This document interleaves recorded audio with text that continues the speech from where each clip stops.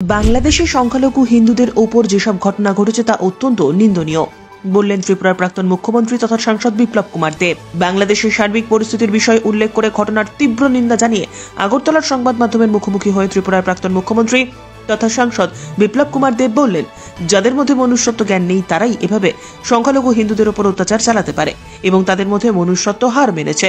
এ ধরনের ঘটনা অত্যন্ত নিন্দনীয় এবং লজ্জাজনক। বাংলাদেশের আম জনতা তার সঙ্গ দেবে না এবং বাংলাদেশে শান্তি ফিরে আসবে বলে আশা ব্যক্ত করেছেন ত্রিপুরার প্রাক্তন মুখ্যমন্ত্রী তথা সাংসদ বিপ্লব কুমার দেব। এটা হয়েছে অত্যন্ত দুর্ভাগ্যপূর্ণ। আর সত্তা পরিবর্তন আসে যায়,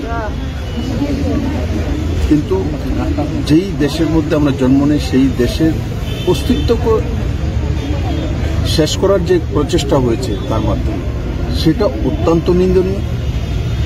সত্তা পরিবর্তন ত্রিপুরাতেও হয়েছিল। কমিউনিস্ট 25 বছর শেষের পরে প্রথম আমি মুখ্যমন্ত্রী হিসেবে দায়িত্ব পালন করেছি, ওই ত্রিপুরাতেও এই ধরনের হয়নি। বাংলাদেশের যেভাবে সত্তা পরিবর্তনের পরে সংখ্যালঘুদের উপর অত্যাচার করা হয়েছে এটা অত্যন্ত লজ্জনীয় এবং সেটা প্ল্যান করে মৌলবাদী যে গোষ্ঠীগুলি আছে সেগুলো করেছে। সেটা কোনো মতেই একটা মানব সমাজে মানা যায় না। যে ভিডিও ফুটেজগুলি আমরা দেখেছি অত্যন্ত নিন্দনীয়। এটা আনসিভিলাইজড কোন সমাজ ব্যবস্থাই এই ধরনের কাজ করতে পারে, যাদের মধ্যে মনুষ্যত্ব জ্ঞান নেই, যাদের মধ্যে মন মানসিকতা নেই, যাদের মনুষ্যত্বের হার মানিয়ে তারপরে এগুলো কাজ করেছে। আমি যে ভিডিও অনেকগুলো দেখেছি, কাউর হাত কেটে আধা করে রেখে দিয়েছে, কাউকে মহিলাকে 13 বছরের 12 বছরের সংখ্যালঘু হিন্দু মহিলাকে মেয়েকে শিশু কন্যাকে বলাৎকার করে মেরে দিচ্ছে। তো এটা অত্যন্ত দুঃখজনক।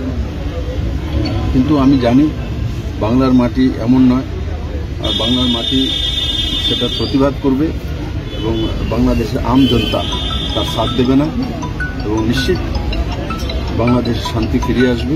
কারণ আমাদের পড়োশি দেশ, কারণ পড়োশিরা যদি ভালো থাকে আমরাও ভালো থাকি। তো স্বাভাবিকভাবে as a citizen, as a member of parliament আমার সেটাই আপিল থাকবে বাংলাদেশের আম জনতার কাছে যে নিজেকে ব্যবহার করতে দেবেন না। পলিটিক্যাল চেঞ্জ হতেই পারে, তো তার জন্য কোনো জাতি বিশেষের উপর আক্রমণ করে তাকে শেষ করে দেওয়া, কোনো সমাজ ব্যবস্থাকে ভেঙে দেওয়া, সোসাইটিকে শেষ করে দেওয়া, আলটিমেটলি তার প্রভাব নিজেদের মধ্যে আসে।